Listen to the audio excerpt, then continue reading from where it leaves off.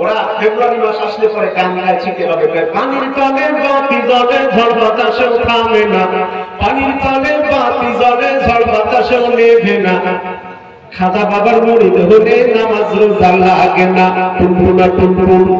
নাউজুবিল্লাহ বলেন, আরো জোরে বলেন নাউজুবিল্লাহ। সম্মানিত হাজিরিন, এই ধরনের কিছু প্লেয়ার এই উপমহাদেশের বিভিন্ন দেশগুলোর ভিতরে, সাবকন্টিনেন্টে ভারতে আছে, পাকিস্তানে আছে, এরপরে বাংলাদেশে আছে। এনারা পীর এবং বিভিন্ন খানকার নামে, আমি হক্কানি যারা আলেম ওলামা পীর মাশায়েখ কাছে তাদের বিরুদ্ধে বলছি না, কিন্তু বাংলাদেশে এরকম কিছু লোক আছে যারা নামাজের ব্যাপারে এত বেশি তারা বিসর্জন করে, রোজার ব্যাপারে এত বেশি বিসর্জন করে। আমাদের বাংলাদেশের ওই ভোলাতে এক পীর আছে, তারপরে নোয়াখালীতে এক পীর আছে, তার এক মুরিদ গান গেয়েছে, আপনারা নেটে ইউটিউবের মাধ্যমে শুনেছেন। গানের কলিটা ঠিক এরকম, আমি মরলে তোমরা সবাই করি ওই কাম, আমি মরলে তোমরা সবাই করি ওই কাম, আমার কপালেতে লেখা দিও ল্যাংটা বাবার নাম। নাউজুবিল্লাহ বলবেন না, আরো জোরে বলেন নাউজুবিল্লাহ। এরকম বাবার মুরিদ, চাচার মুরিদ, কাকার মুরিদ হয়ে জান্নাতে যাওয়া যাবে? ওরা প্রশ্ন করবে, মা সালাকাতুম ফি সাফার, কেন তোমরা জাহান্নামে আসো? ওরা জবাব দেবে, লাম নাকুন মিনাল মুসাল্লিন, আমরা দুনিয়াতে নামাজ পড়তাম না। আমার ভাইরা, অথচ বাংলাদেশ আর ভারতের পীর সাহেব যারা আছে, হক্কানি পীরের বাইরে আরো কিছু আছে যারা গাজার সাথে সম্পর্ক, মহিলা পুরুষ একসাথে থাকে। আমাদের বাংলাদেশের বিখ্যাত একজন শিল্পী নাম আইনুদ্দিন আল আজাদ রাহমাতুল্লাহি আলাইহি, এদের এই আকাম রেখে একটা গান লিখেছিলেন। গানটা হলো এরকম, আমার দয়াল বাবা ভণ্ড বাবা লাগে মনে ডর, দয়াল বাবা ভণ্ড বাবা লাগে মনে ডর, ফেরেশতারা লাথি মারবে কবরের ভিতর, বাবারে ফেরেশতারা লাথি মারবে কবরের ভিতর। আমার ভাইরা,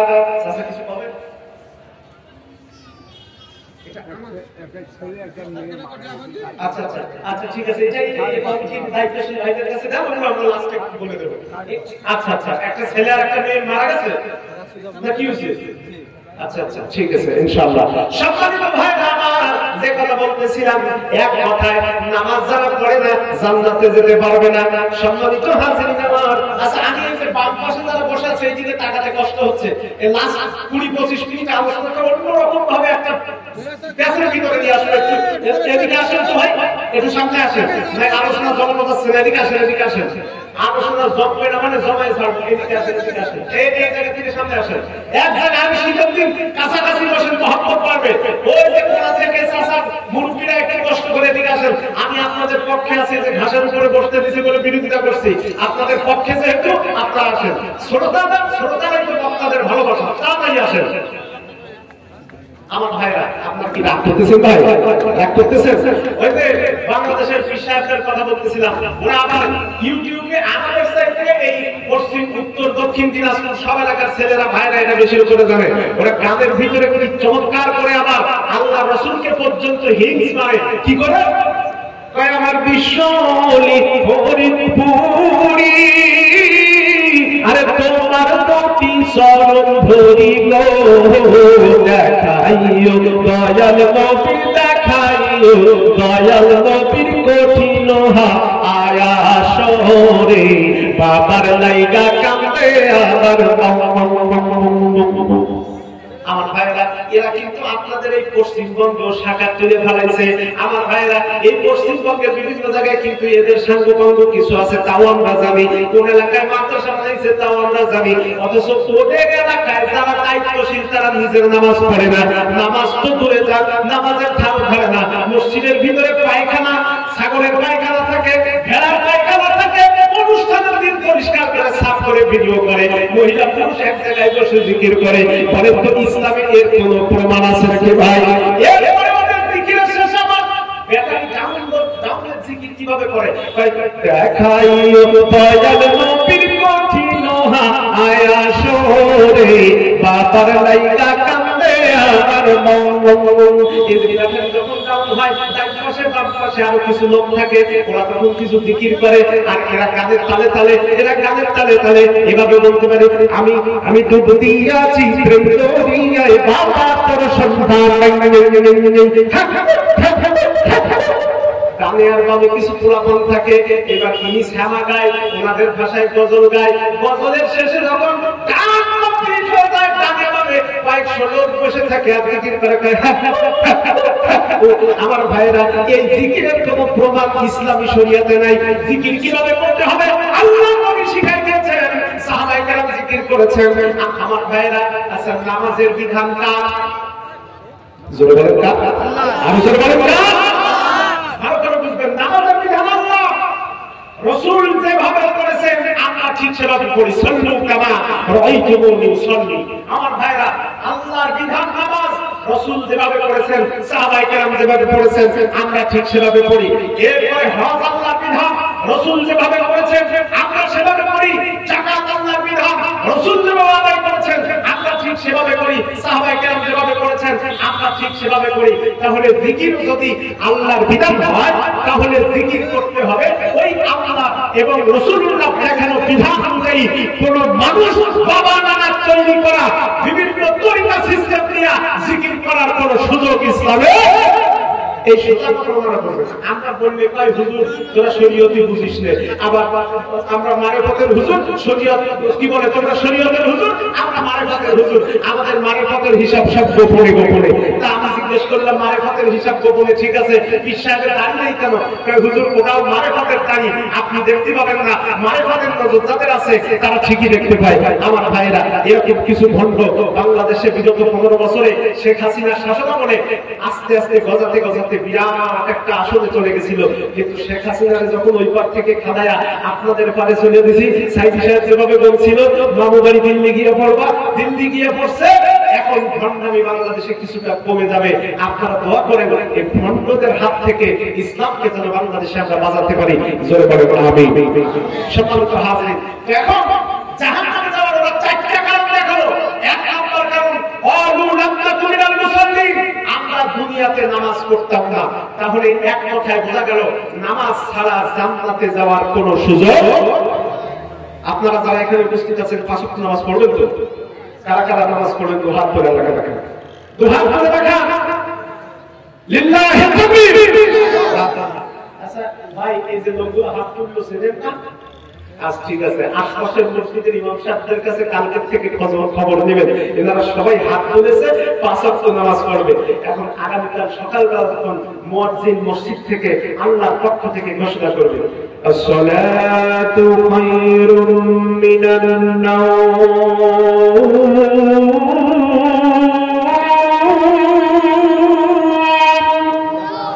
আর জোরে বলেন আল্লাহু আকবার।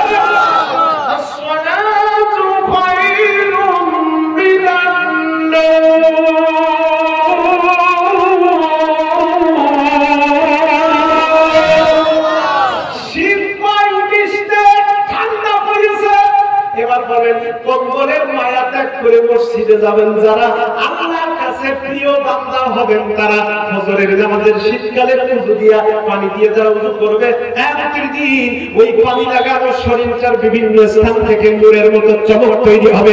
আল্লাহ নবীর কাছে হযরত আয়েশা সিদ্দিকা জিজ্ঞেস করলেন, ইয়া রাসূলুল্লাহ, ইয়া হাবিবাল্লাহ, হাজার কোটি কোটি মানুষের ভিতরে আপনি কেমনে আপনার উম্মতদেরকে চিনবেন? কারা নামাজ পড়তো, কারা ইবাদত করতো, কোটি কোটি হাজার কোটি বিলিয়ন মিলিয়ন কোটি মানুষের ভিতরে আপনার নামাজি উম্মতদেরকে আপনি কেমনে চিনবেন?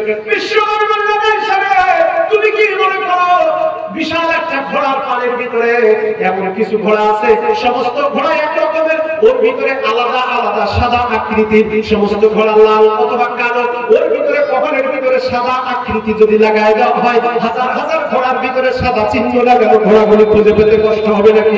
হযরত আয়েশা বলেন, ইয়া রাসূলুল্লাহ, কষ্ট হবে না। বিশ্বনবী বললেন, আমার আয়েশা শোনো, কিয়ামতের ময়দানে লক্ষ কোটি কোটি মানুষের ভিতরে আমার যে সমস্ত উম্মতরা প্রচন্ড ঠান্ডার দিনে কষ্ট সহ্য করে ফজরের সময় পুকুরের পানি দিয়া, নলকূপের পানি দিয়া উযু করেছে, ঠান্ডা পানিটা শরীরে লাগার সাথে সাথে বিদ্যুতের মতো শক খেয়ে গিয়েছে, এমন ঠান্ডা পানি দিয়া কষ্ট করে তারা উযু করেছে, আমি নবী তাকায় দেখার সাথে সাথে দেখবো আল্লাহ পাকের কুদরতি হুকুমে আমার ওই সমস্ত উম্মতের ওই উযুর পানি লাগানো চিহ্নগুলি থেকে নূরের মতো চমক তৈরি হবে। আল্লাহু আকবার। আমার উম্মতের শরীরের ভিতর থেকে যখন উযুর পানি লাগানো স্থানগুলি থেকে চমক তৈরি হবে। আমি নবী আমার ওই সমস্ত উম্মতদেরকে ধরে ধরে কোনো মানুষের কোনো পীর আর কোনো বিভিন্ন ধরনের বাবা খালুর সুপারিশ ছাড়া আমি আমার ওই উম্মতদেরকে জান্নাতে নিয়ে যাব বলে বলেন সুবহানাল্লাহ। শোনো রে নামাজি, শোনো ওরে নামাজি, শোনো দিয়া জ্বলতে হবে ওই কবরে সারাটি জনম। আমার ভাইরা, কিন্তু সমস্যা হলো ভারতের ভিতরে এসে দেখি যুবক যারা আছে এরা নামাজ পড়ে কম, মুরব্বীরা তো কিছুটা পড়ে, ইয়ং জেনারেশন নামাজ ঠিক মতো পড়ে না। মসজিদের পাশে বসে ওয়াইফাই চালাচ্ছে, ফেসবুক চ্যাটিং করতেছে, হঠাৎ করে মুয়াজ্জিন আযান দিয়েছে, এতক্ষণে অসুবিধা হয় নাই, যখন আযান দিয়েছে যুবক তাড়াতাড়ি উঠে এমন দৌড় মারিছে মনে হচ্ছে ওরে জমদূতে ধরেছে।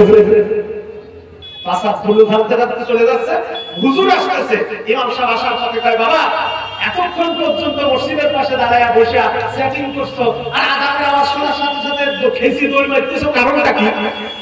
তো হুজুর তো কি করবো, কি করবো মানে মুসলমান যুবক কি করবো মানে মসজিদে মুয়াজ্জিন আযান দিয়েছে, চলো নামাজ পড়তে যাই। ও তখন বলতেছে, হুজুর আপনি যান, আমার একটু অসুবিধা আছে। হুজুর বলতেছে, এই কথা তো মহিলারা মা বোনেরা বলবে, অসুবিধা আছে এই ধরনের সমস্যা তোর আবার কবে থেকে শুরু হলো? ও বলতেছে, হুজুর ওই অসুবিধা না, হুজুর আমার কাপড় ভালো না, কাপড় ভালো না। এখন ইমাম সাহেব বলতেছে, কাপড় ভালো না কেন? তাকায় দেখে কি সুন্দর স্টিচ জিন্সের প্যান্ট পরছে, এমন ভাবে চামড়ার সাথে খামচি দিয়ে ধরছে। এরকম কোয়ালিটির কিছু প্যান্ট আছে না, পোলাপালে দূর থেকে টাইলসের মতো এমন টাইট ভাবে ওর রানের সাথে খামচি দিয়ে ধরে, দূর থেকে দেখলে মনে হয় দুইটা সুপারি গাছ দাঁড়াই রয়েছে। আমি দেখে বুঝি না যে ওরা একবারে পড়ছে না পড়ার পরে একবারে অটোমেটিক সেলাই দিয়ে দিছে। এবার ও ছেলেটা বলতেছে, হুজুর আপনি আমার প্যান্টের দিকে তাকায় দেখেন তো, দেখতেছি ভালো জিন্সের প্যান্ট, আমার চামড়ার সাথে খামচি দিয়ে ধরে রয়েছে। হুজুর ওই জায়গায় তো সমস্যা। কি সমস্যা? এই যে কিসিমের প্যান্ট, এই তরিকার প্যান্ট পরলে হুজুর আমরা দাঁড়ায় থাকলে আর বসতে পারি না, আর বসা থাকলে আর দাঁড়াবার পারি না। হুজুর এই অবস্থায় যখন পেশাব লাগেছে, ওই অবস্থায় দাঁড়ায় দাঁড়ায় বিশেষ প্রাণীর মতো ঝাড়ি দিছি, সুতরাং আমার কাপড় পবিত্র নেই। কেন যুবক ট্রেনের ভিতরে দেখি 10 মিনিট 15 মিনিট পর পর পকেট থেকে বাড়ি করে হাতের ভিতরে দেয়, গলে এইবার নিয়ে ছোটের মাঝখানে মানে বলবে জমে ধরবে আর মুখ ধরবে না মুখের ভিতরে গিয়ে। কেন? এগুলোর দরকার কি? এইটা এই যুবকদের কাজ না, এটা তোমার আমার জন্য না। যে জিনিস তোমার শরীরের ভিতরে সামান্য প্রতিক্রিয়া তৈরি করে, সে জিনিস তোমার জন্য ব্যবহার করার কি দরকার? ইসলামী শরীয়তের বক্তব্য শোনো না কেন? তোমার পকেটে এক টুকরো টিস্যু রাখতে পারো না? পেশাব লেগেছে, পেশাব করার পরে টিস্যু দিয়ে যদি তুমি ব্যবহার করো, তাহলে ওই অবস্থায় রাস্তায় যদি মানুষ অ্যাক্সিডেন্ট করে মারা যায়, তাও তো ইমানের সাথে মৃত্যু নসিব হবে।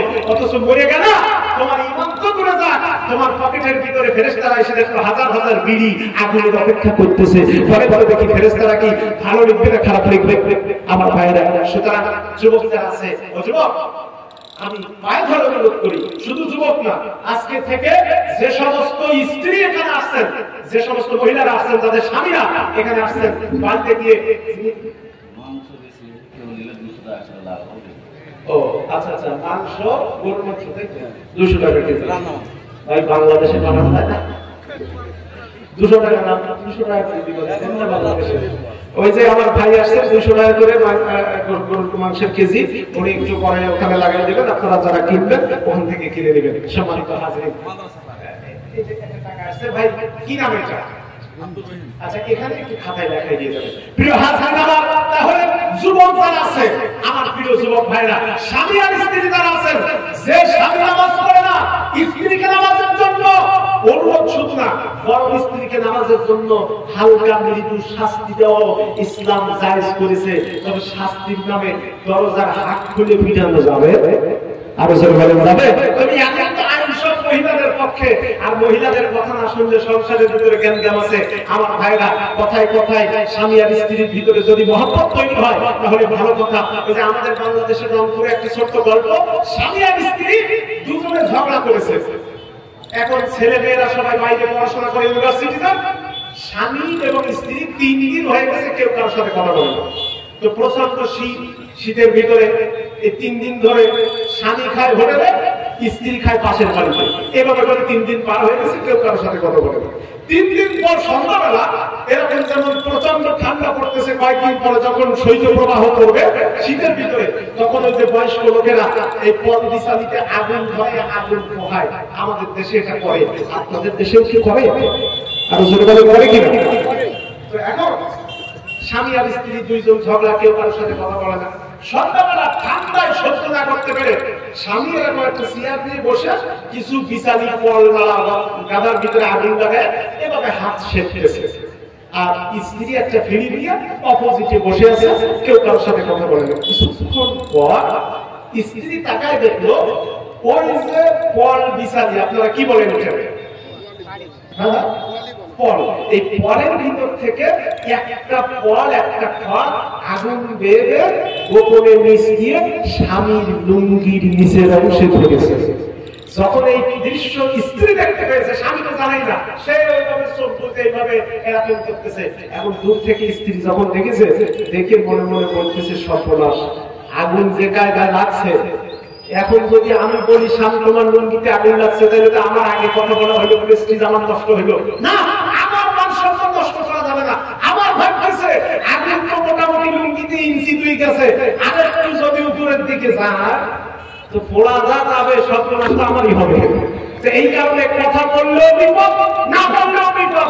এইবার স্ত্রী একটা বুদ্ধি করলো। বুদ্ধিটা কি বলবো আমি? বলবো। স্ত্রীর বুদ্ধিটা 2 হাত দিয়ে এরকম করে বাড়ি দিচ্ছে, আর এদিক দিক তাকায় কয়, কারোর সাথে কথা বলি না, কারোর সাথে কথা বলার আমার কোনো দরকার নাই, কারো লুঙ্গিতে আগুন লাগবে ওটাও আমি বলতে চাই না। এই কথা যখন বলেছে, স্বামী মনে মনে ভাবতেছে কি রে, লুঙ্গিতে আগুন, নিচের দিকে তাকায় দেখে লুঙ্গিতে আগুন প্রায় 1 হাত উঠে গেছে। স্বামী তাড়াতাড়ি পানিতে লাফ দিয়ে পড়ে এবার তার মতো জীবন বাঁচাইছে। সম্মানিত ভাইরা, সুতরাং স্বামী আর স্ত্রী কম্বিনেশন ঠিক রাখতে হবে, না হলে কিন্তু পোড়া যাওয়ার সম্ভাবনাই বেশি। তাই যেই স্ত্রী নামাজ পড়ে না, স্বামী তার ব্যাপারে কঠোর হবেন, মহব্বত, ভালোবাসা, সহমত সব দিয়া নামাজের ব্যাপারে তাকে উৎসাহী করবেন। আবার যেই স্বামী নামাজ পড়ে না, আপনি মা বোন যারা আছেন, আপনাদের কাছে অনুরোধ, আপনারা চাইলে একটা ঘরকে জান্নাত বানাতে পারেন। আপনারা চাইলে একটা জান্নাতি ঘরকে জাহান্নাম বানাতে খুব বেশি সময় লাগে না। আপনারা বলবেন, স্বামী এত প্রত্যেক সপ্তাহে বিরিয়ানি খাওয়ার দরকার নেই, এত দামি খাবারের দরকার নাই, দামি পোশাকের দরকার নাই, হালাল ভাবে যার ইনকাম হচ্ছে তাই দিয়ে সপ্তাহে একদিন কোনো মতে ভালো মন্দ খাবো, আর 5 দিন কষ্ট করবো, অসুবিধা নেই, কিন্তু নামাজ ছাড়বেন না, হারাম খাবেন না। এটা যদি স্ত্রীরা স্বামীদেরকে পরামর্শ দিতে পারে, প্রত্যেকটা পরিবার এক একটা জান্নাতি পরিবারে পরিণত হবে। কথা বলেন ঠিক কিনা? সম্মানিত হাজিরিন, তাহলে নামাজের ব্যাপারে কথা বলতেছিলাম। এক কথায় নামাজ আমাদেরকে পড়তে হবে। সম্মানিত হাজিরিন, তাহলে আজকে থেকে আযান হলে নারী আর পুরুষ উভয় আমরা নামাজের জন্য প্রস্তুতি গ্রহণ করব। আযানের বিষয়টা ছোট্ট করে একজন বলেছে, হুজুর বাংলাদেশে হুজুররা আসলে মাঝে মধ্যে আযান দেয়, আপনি যদি পারেন তাহলে একটু আযান দিয়ে। তো গলা তো আগেই বসে গেছে, তারপরে একটু আযান দিলে আপনাদের কি কষ্ট লাগবে? আর জোরে বলে কষ্ট লাগবে? বাংলাদেশের কারি ওবায়দুল্লাহ ছোট্ট করে একটু আযান যদি হয়, একটু আল্লাহু আকবার বলবেন। ঠিক আছে, রাজি আছেন ভাই? আল্লাহু আকবার, আল্লাহু আকবার, আল্লাহু আকবার,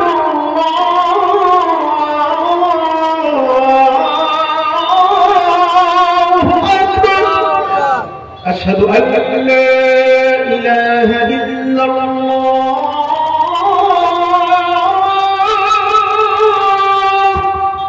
আশহাদু আন্না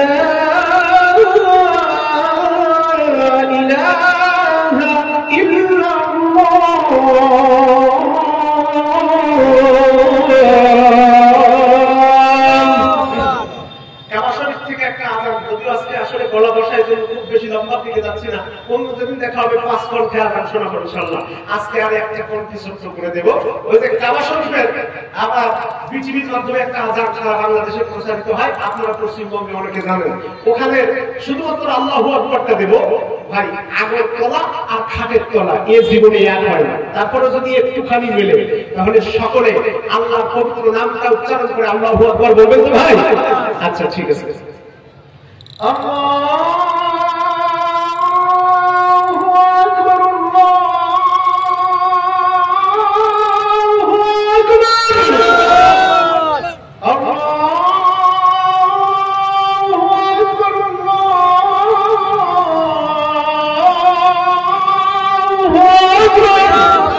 আজানের ধ্বনি যদি বাজে অন্তরে বসে থাকা যায় কি গো বসে থাকা যায়? আজানের ধ্বনি যদি বাজে অন্তরে বসে থাকা যায় কি গো বসে থাকা যায়? আল্লাহর প্রেমে যেন এমন হারায়। আজানের ধ্বনি যদি বাজে অন্তরে বসে থাকা যায় কি গো বসে থাকা যায়? সম্মানিত ভাইরা আমার, ওরা জাহান্নামীরা বলল আমরা চারটি কারণে জাহান্নামে আসি। এক নাম্বার কারণ হলো আমরা দুনিয়াতে নামাজ পড়তাম না।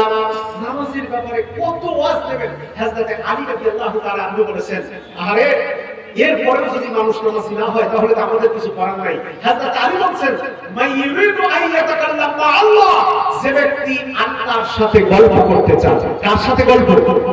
জোরে বলেন কার? আল্লাহর সাথে গল্প করতে চায়। ফালইউসাল্লি, লোকটা যেন নামাজে দাঁড়ায় যায়। হযরত মুসা আলাইহিস সালামকে আল্লাহ পাক বলেন, মুসা, হযরত মুসা কয়, আল্লাহ তুমি যে আমার সাথে গল্প করো, তুকাল্লিমু মাই হাল তুকাল্লিমু গায়রি, তুমি কি আমি ছাড়া অন্য কারোর সাথে আর এভাবে ডাইরেক্ট গল্প করবা? হযরত মুসা আলাইহিস সালামকে আল্লাহ পাক বলে, মুসা রে তুমি তো নবী, আর আমার এমন এক নবী আসছে যেই নবীর উম্মতরা ইসতাবাইনাহুম, আমি তাদেরকে বাছাই করে আলাদা করে রেখে দিয়েছি। আমার শেষ নবীর জন্য সেই উম্মতদেরকে পাঠাবো। ওই উম্মতরা তারা যখন ইচ্ছা হবে, যখন খুশি তখন তারা আমার সাথে গল্প করতে পারবে, কথা বলতে পারবে। মুসা আলাইহিস সালামকে আল্লাহ, আমার মতো একজন নবী পাহাড়ে না আসতে পরে কথা বলতে পারি না, আর সেই নবীর উম্মতেরা যখন ইচ্ছা তখন গল্প করবে। কিভাবে করবে? তুমি কি তাদের কাছে কোনো যন্ত্র দিবা? কেমনে তারা করবে? আল্লাহ রাব্বুল আলামিন বলেন না, ইদহুম ইয়াসজুদুন, তারা যখন নামাজ পড়তে যাবে, সিজদায় যাবে, অটোমেটিক আমি আল্লাহর সাথে তাদের গল্প শুরু হয়ে যাবে। সুবহানাল্লাহ। সম্মানিত ভাইরা, দুই নম্বরে ওরা বলল, ওয়ালাম নাকুনু তুইমুল মিসকিন। এক নম্বরে আমরা দুনিয়াতে নামাজি ছিলাম না। দুই নম্বরে অসহায়দেরকে, মিসকিনদেরকে আমরা খেতে দেই নাই, আমরা অসহায়দের সেবা করি নাই, ক্ষুধার্তকে ক্ষুধা মেটানোর জন্য পরিবেশ তৈরি করে দেই নাই। তিন নম্বর, আমার ভাইরা, ওয়াকুন্না নাখুদু মা'আল খায়দিন। এবার আল্লাহ রাব্বুল আলামিন বলছেন ওরা জাহান্নামে যাওয়ার তিন নম্বর কারণ হলো দুনিয়াতে সব সময় ওরা সমালোচনায় লিপ্ত থাকতো। আমার ভাইরা, কিছু লোক আছে 24 ঘন্টা ভালো কাজের ভিতরে তারা সব সময় সমালোচনা করে। এরকম কিছু মানুষ আমার ভাইরা আছে। সুতরাং মানুষের গীবত করা যাবে না, সমালোচনার ব্যাপারে আপনাদের খেয়াল রাখতে হবে। চার নম্বর, ওয়াকুন্না নুকাদ্দিবু বিয়াউমিদ্দিন। আল্লাহ রাব্বুল আলামিন বলছেন কিয়ামতের দিন ওরা তখন বলবে, দেখো দুনিয়াতে আমরা যত ওয়াজ নসিহত শুনেছি, যত আলোচনা শুনেছি, সমস্ত আলোচনা যা শুনতাম তা কোনোদিন মানতাম না। আমার ভাইরা, এরকম কিছু লোক আছে, আমরা বিশেষ করে আমরাই যা টাইম কান দিয়ে শুনি বাম কান দিয়ে বের করে দেই। এমন কিছু মানুষ আমরা সমাজে আছি, আমরা যা শুনবো এই পৃথিবীতে তা আমল করব। যদি আমল না করতে পারি তাহলে বিপদে কিয়ামতে আরো বেশি করে পড়া লাগবে। সম্মানিত হাজিরিন, তাহলে ওরা জাহান্নামে গেছে চারটা কারণে। এক নম্বর কারণ হলো দুনিয়াতে নামাজ পড়তাম না। দুই নম্বরে অসহায়দেরকে খেতে দিতাম না। তিন নম্বরে আমরা মানুষের সমালোচনা করতাম। চার নম্বরে ওয়াকুন্না নুকাদ্দিবু বিয়াউমিদ্দিন, আর আমরা যা শুনতাম তা মিথ্যা প্রতিপন্ন করতাম। আমরা মানুষের কি বলে কিয়ামতের দিন যে আমাদের বিপদে পড়া লাগবে, আমরা এই বিষয়টা হিসাব করতাম না। এই কারণে আমরা জাহান্নামে আসছি। সম্মানিত হাজিরিন আমার, আসলে এই চারটা কারণ আমরা মাথায় রাখি এবং আমরা 5 ওয়াক্ত নামাজের জন্য প্রস্তুতি গ্রহণ করি। আমরা মানুষের সেবা করব, আমরা মানুষের সমালোচনা করব না, আর ওয়াজ যা শুনবো, আলোচনা যা শুনবো, নসিহত যা শুনবো তা আমল করার জন্য আল্লাহ পাক আমাদের তৌফিক দান করেন। আমরা আসুন, আমরা এখন আলোচনা শেষের দিকে যাব। কে কে? নূহু 200 টাকা জোরে বলেন মারহাবা। নূহু ভাই 200 টাকা দিয়েছে, আল্লাহ তাআলা তার দানকে কবুল করে নেন। বিবি হাজরা 500 টাকা দান করেছে, মাশাআল্লাহ। বিবি হাজরা 500 টাকা দান করেছে, আল্লাহ দান কবুল করে নেন। আর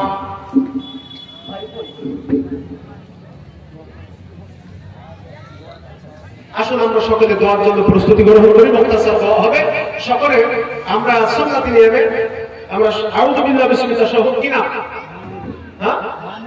মানিরুল 500 টাকা আমরা সকলে আউযু বিল্লাহি বিসমিল্লাহ সহ সূরাতুল ফাতিহা একবার, সূরা ইখলাস তিনবার করি। কয়েকবার দরুদ শরীফ। আচ্ছা কিনা দাও 500 টাকা এখন দিয়েছে, সকালে 500 টাকা দেবে অবশ্যই। আল্লাহ সুখ দিয়ে। আচ্ছা আল্লাহ কি নাম আপনার? আব্দুল মজিদ ভাই। বাবা দাদা মারা গেছে, তাদের নামে বেশ কয়েক হাজার টাকা দান করেছেন, আল্লাহ কবুল করুন। আমার আরো কিছু ভাইরা দান করেছেন, তাদের সবার জন্য দোয়া হবে, সবার জন্য দোয়া হবে। আসুন আমি মুসাফির মানুষ, আপনাদের সকলকে নিয়ে আল্লাহ দরবারে দোকানে হাত তুলবো, সকলে আসুন। কি ভাই নাম কি? মিনহাজুল ইসলাম 200 টাকা, আল্লাহ কবুল করুন। أعوذ بالله من الشيطان الرجيم بسم الله الرحمن الرحيم الحمد لله رب العالمين الرحمن الرحيم مالك يوم الدين إياك نعبد وإياك نستعين اهدنا الصراط المستقيم صراط الذين أنعمت عليهم غير المغضوب عليهم ولا الضالين آمين بسم الله الرحمن الرحيم قل هو الله أحد الله الصمد لم يلد ولم يولد ولم يكن له كفوا أحد قل هو الله أحد الله الصمد لم يلد ولم يولد ولم يكن له كفوا أحد قل هو الله أحد الله الصمد لم يلد ولم يولد ولم يكن له كفوا أحد اللهم صل على محمد وعلى آل محمد كما صليت على إبراهيم وعلى آل إبراهيم إنك حميد مجيد اللهم بارك على محمد وعلى آل محمد كما باركت على إبراهيم وعلى آل إبراهيم إنك حميد مجيد সম্মানিত হাজিরিন, আমার নাম আসলে হয়তো অনেকে জানেন না, আমার নাম সরওয়ার হোসেন হাবিবি, আমার ভাষা বাংলাদেশ। মোহাম্মদ আব্দুল খালেক 200 টাকা। কি নাম? খালেক 200 টাকা। ভুট্টা দিতে কে? উনি 25 কেজি ভুট্টা, যেরকম মান হবে থাকতে হবে। আচ্ছা 25 কেজি ধান। আচ্ছা ঠিক আছে। আর কি আছে? আমরা সকলে দরুদ শরীফ পড়ি। আল্লাহুম্মা সাল্লি আলা মুহাম্মাদ ওয়া আলা আলি মুহাম্মাদ কামা সাল্লাইতা আলা ইব্রাহিম ওয়া আলা আলি ইব্রাহিম ইন্নাকা হামিদুম মাজিদ আল্লাহুম্মা বারিক আলা মুহাম্মাদ ওয়া আলা আলি মুহাম্মাদ কামা বারাকতা আলা ইব্রাহিম ওয়া আলা আলি ইব্রাহিম ইন্নাকা হামিদুম মাজিদ আস্তাগফিরুল্লাহ রাব্বি মিন কুল্লি যামবি ওয়া আতুবু ইলাইহি লা হাওলা ওয়া লা কুওয়াতা ইল্লা বিল্লাহিল আলিয়্যিল আযীম।